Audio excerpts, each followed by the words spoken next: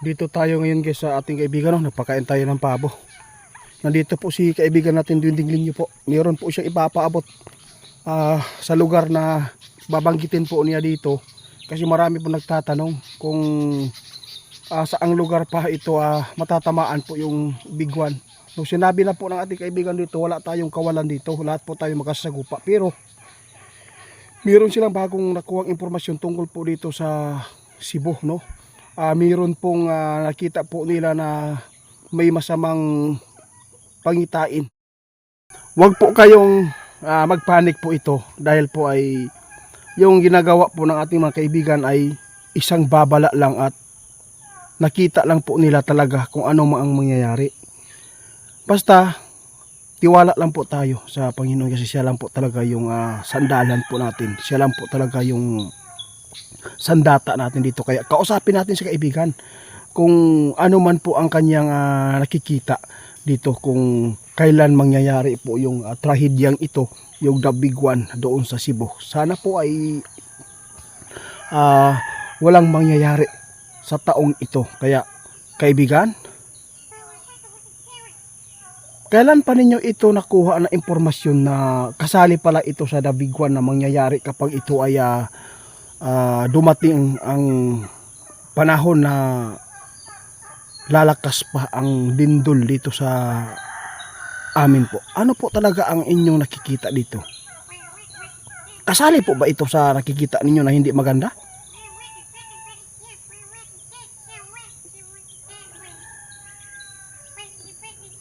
Nako. Oo nga.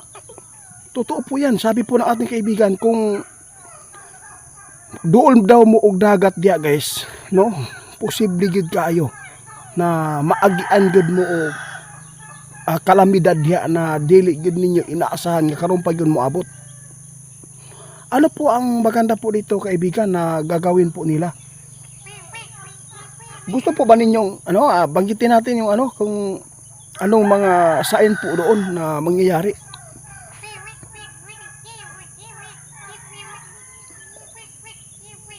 Naku po, nakakatakot naman po yan.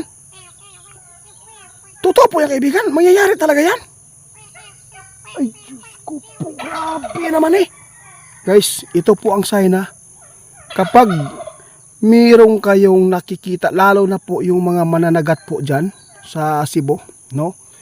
Kung mayroon kayong makikita na anong tawag dito, karap bitaw magbula-bula bitaw dia guys, no? Pag nagbubula po yung dagat na parang karap bitaw nagbabalhin-balhin guys, ibig sabihin yan, hindi maganda ang mangyayari dyan. Mayroon pong mangyayaring tsunami kapag ito ay maglilindol.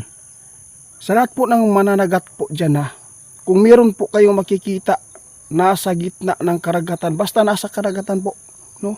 Kung mayroon kayong makikita na bumubula po na palipat-lipat, ibig sabihin niya uwi po kayo kaagad para ibalita po rin sa inyong mga kamag-anak po doon sa Cebu. Kasi po, yun po ang sign na mayroon pong hinihigop po sa ilalim po ng karagatan para ito ay magiging sanhi po ng tsunami. Kaibigan, nangyari na ba ito? Nangyari na pala ito guys, no? Nangyari na pala ito dito sa asa nabita na? Sa ibang bansa. Naku po. Kaibigan, alam mo ba kaibigan? Ang dami pong nagsasabi ngayon sa atin na gusto po talaga nila malaman kung ngayong taon na po ba ito mangyayari.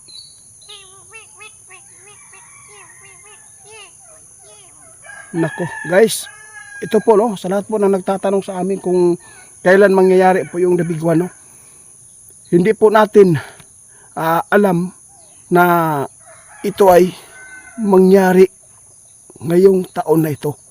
Makasagupa tayo ng mga mas lalo pang mabibigat po ng mga kalamidad. Kaya dapat po ngayon, kung ano man po ang binanggit ng ating kaibigan na sign po dyan sa Cebu, kapag mayroon pong nakikita yung mga fisherman dyan no?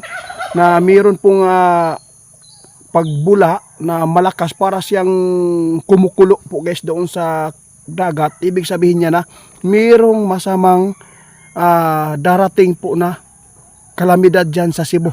Kaya hindi lang po pala ito sa Manila guys. Gayon lang po nila ibinabalita dahil po nakita po ng kanilang hari na mayroong impormasyon dyan sa Cebu. Kasi marami din po itong nagtatanong kung safety po ba sila. Hindi pala kayo safety dyan guys. Dahil po malapit pala kayo sa dagat. Lalo na marami ding mga sasakyan at mga building dyan na itinayo. Alam naman, di ba kaibigan, sinabi po nyo noon na yung Cebu ay hindi po talaga safety. Lalo na pwede yan mawawala ang kanilang city.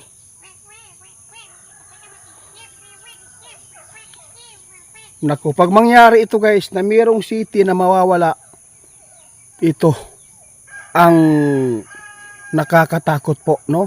Kasi ilang libo yung taong nakatira. Kaya dapat po ngayon na magdasal lang po tayo lagi. Huwag lang po natin na unahin po yung mga material po na bagay dahil po ay kung hindi po natin bigyan po ng time yung Diyos para tayo ay tumawag at magdasal sa Kanya. Yun po talaga ang pinakamalaking sandata dito. Yung impormasyon po na ibinibigay po ng ating mga kaibigan, nais lang po niya na ipaalam sa inyo na hindi po talaga safety ngayon ang Cebu dahil po ay hinulaan po nila kaibigan noon na yung Cebu ay pwede yan mawawala dahil po kakainin po ng tubig. Malapit po ba talaga dyan sa dagat yung Cebu guys, no? Mag-comment lang po kayo guys doon sa isang account ko, doon sa channel ko na Ghost Hunter 88 Baby Samar po yung channel ko dyan na account po na nilagay namin, no? Doon po kayo manood kasi doon natin i-upload ito para malaman po ninyo yung katotohanan na kung safety po ba talaga yung Cebu ngayon, no? Akala ko kaibigan yung lang yung tawag dito Manila lang po ang delikado dito. Ngayon po gusto kong malaman kung ang Davao kung safety po ba ito, no? Sige guys, isunod po natin guys Davao.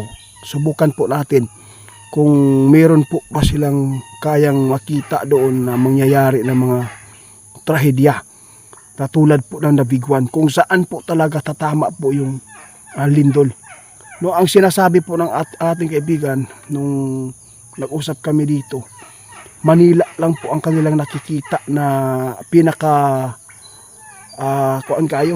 harsh kayo na mangyayari na kalamidad. Yung Nabiguan, pag ito ay tumama doon, daghan kaayo na building ang mawawasak at sa kabuhay ng tao dahil sa bigat po ng nakalagay po doon ng mga building at saka yung mga tulay, lalo na yung sasakyan. Ang dami kapag ito ay mangyari kaibigan. Anong mangyayari po talaga kaibigan kapag ito ay masagupa na nila yung Nabiguan doon sa Manila?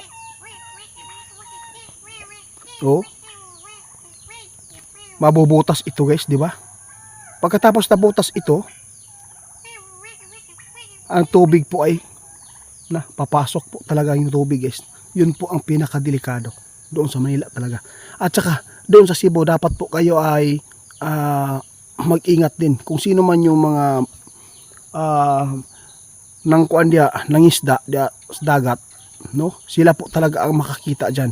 Kung mayroon mga sign na parang kumukulo po yung dagat dyan, ibig sabihin yan mayroon paparating po na tsunami o lindol. Hindi lang po doon sa Ilocos Norte ang binabantayan po ngayon na mayroong tsunami, no?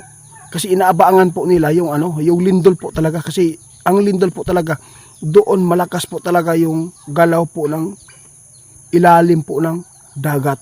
Kaya mag-ingat na lang po tayo guys lagi.